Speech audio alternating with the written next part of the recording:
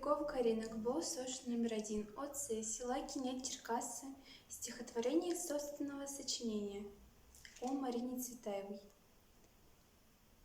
Эти строки я посвящаю Марине Цветаевой. Это великий поэт, судьбой тяжелой раненый. Она божественна, она гениальна. Цветаева Марина, поэт уникальный. Она окунулась в рифмы стихотворений, не замечая в жизни своих затруднений. И когда у нее случалась беда, она писала, на жизнь не ропща. Старалась для народа, не для себя. А какая тяжелая у нее судьба! Ее строчки, как золотистая коса, переплетаются, их разъединить нельзя. Хочется перечитывать ее произведения.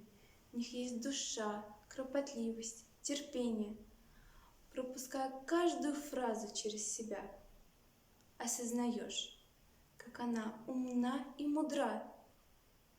При чтении чувствуешь ностальгию, тепло и думаешь, ну как же мне повезло!